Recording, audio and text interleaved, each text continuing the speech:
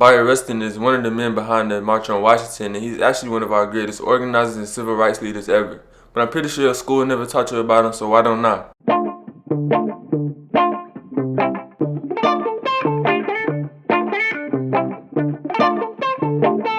Mr. Rustin was born on March 17, 1912 in Westchester, Pennsylvania. His mother was young when she had him, and his dad wasn't really around, so he was raised by his grandparents, Julia and Jennifer. His great-grandma was born into slavery, but she ended up getting bought by an anti-slavery Quaker family. His grandma Julia was born free into the Quaker family, and she ended up being the first black graduate from the local Quaker school.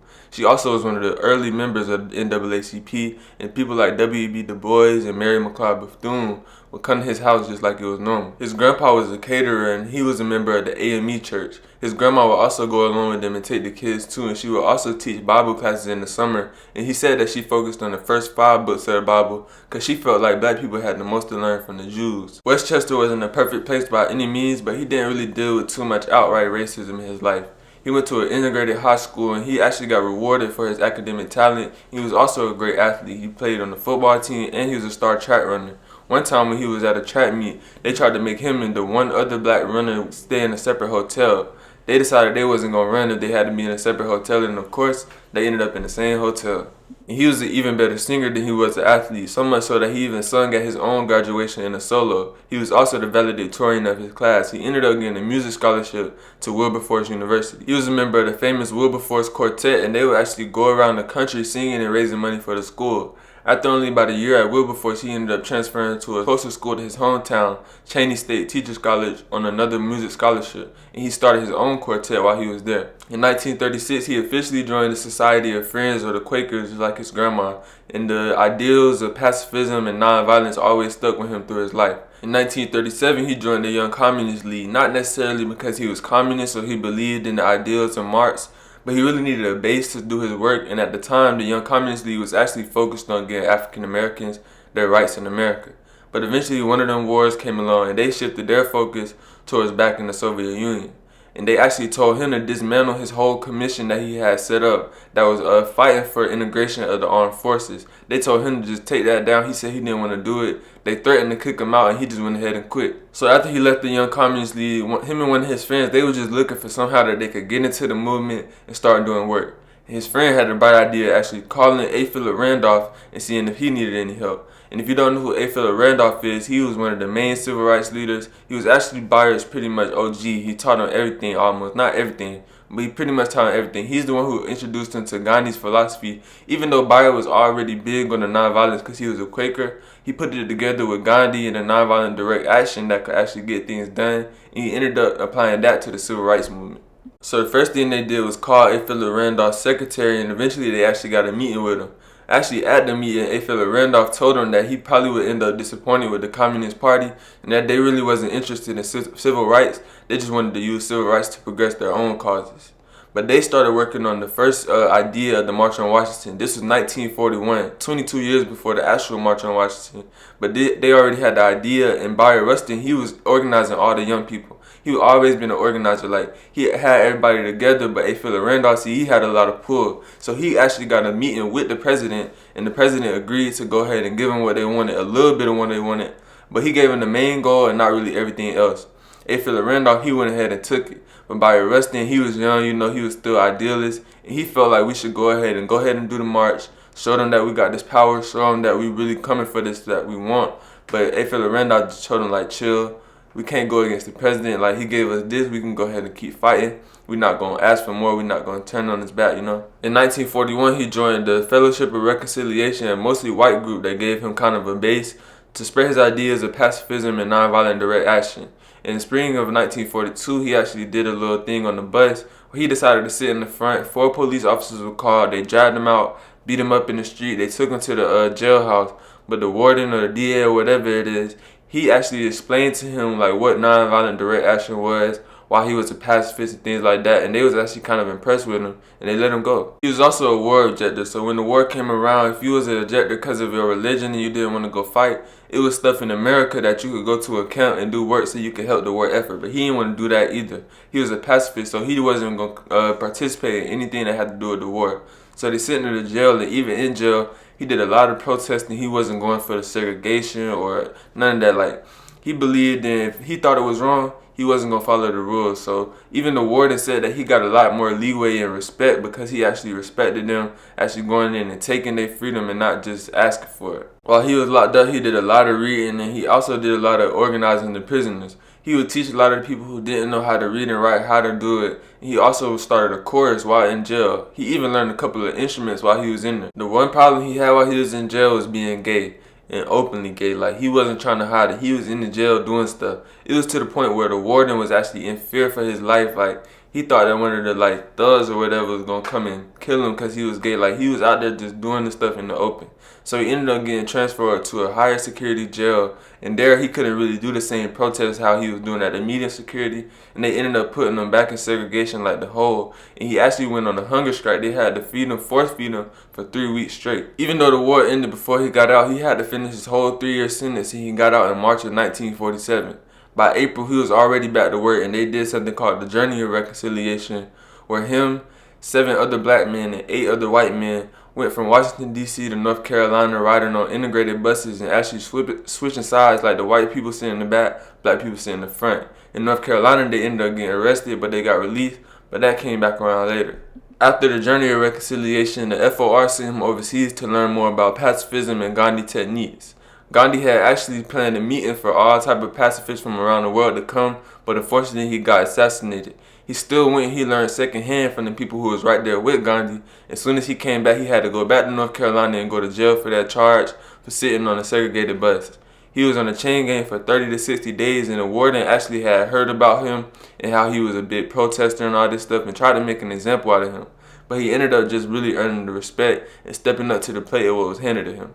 Once he got out on that charge, he went to Africa and he met with people like Nnamdi Azikiwe, the first president of Nigeria, and Kwame Nkrumah, the first president of Ghana. Things took a sharp turn once he came back to America. He ended up getting arrested in California for being openly gay, and back then it was a lot worse to be gay than it is now. So the FOR actually split their ways with Bayard because he was gay and he had this new charge, and a lot of people were just taking it the way wrong way. Even Bayard himself didn't really feel comfortable with his gayness because even he had been raised in a Christian household and things like that. The FOR, the leader of the FOR, even tried to get him therapy to kind of cure his gayness. And he actually went for a long time, but it didn't do nothing to stop him from being gay. Once he left the FOR, he joined the War Resisters League, and that was his new base to work on things for the civil rights movement. He started to work with people like Martin Luther King Jr., and he taught him more about Gandhi's philosophies and how nonviolent direct action could really pertain to our situation in America as African Americans. Because at the time, Martin Luther King, he walked around with a gun. He had guns at his house. Even though he was nonviolent, he was ready to shoot back if he needed to. The first big rally that he really organized was a civil rights rally at Madison Square Garden in 1956. Over 20,000 people was there, and it was a great success, but it wasn't nothing compared to what would come in the future. He also helped Martin Luther King to organize things like the SCLC, and he really wanted Martin Luther King to become the national figure because he was the one with the most potential to really do that and polarize people around the country and around the world. They also did a thing where they did 20 different cities. They did like voter registration camps, but they realized it wasn't that black people didn't know how to vote or that they didn't want to vote. It was the white people that was stopping them from voting. In the late 1950s, he started shifting his focus to school integration, and he got a lot of pushback from the people in the War Resisters League. One, because he was focused more on civil rights, and they wanted him to be doing international stuff for them. And also, they was against using the military force to get people integrated into the school, because like the National Guard had to be called for the Little Rock Nine to even get into the school. They felt like the military shouldn't be involved, no guns, and none of this. They was all the way pacifists. But he felt like this is what the situation calls for, and this is the only way we're going to get this done. So we can forget that theory and just go with this, because this is actually practical and getting things done in the real world. In the late 1950s, the WRL sent him to Ghana to participate in the Sahara Project. He organized for him and a couple others, they was going to walk from Ghana to what was now Burkina Faso, and they was going to pretty much protest against French colonialism and things like that. They did it, but they ended up going to Burkina Faso and getting took all the way back to Ghana by the French police, but it was still kind of successful and they got a lot done. Once he got back to the States, him and Mr. Randolph started organizing some marches on the Democratic and Republican national conventions. Adam Clayton Powell, a black Democrat, he was kind of mad that they was putting Martin Luther King over him, and he was kind of mad that they wouldn't even come to him first before planning something for the Democratic National Convention. and he had a lot of pressure from the Southern Democrats to make sure that you don't let them niggas over there do nothing or you gonna lose your job. So he told Martin Luther King, if you go along with this, I'm gonna tell everybody that you and Bayard Rustin are secret gay lovers and y'all gonna lose all y'all publicity, all of this type of stuff. Unfortunately, Martin Luther King went for it. He didn't really defend Bayard Rustin. He just said he sent a couple of other ministers to Bayard Rustin and told him to just kind of back off and that it was going to be bad press if they kept working together so closely. But they kind of still kept working together behind the scenes, but it still hurt Bayard a lot that Martin Luther King wouldn't come out publicly and defend him.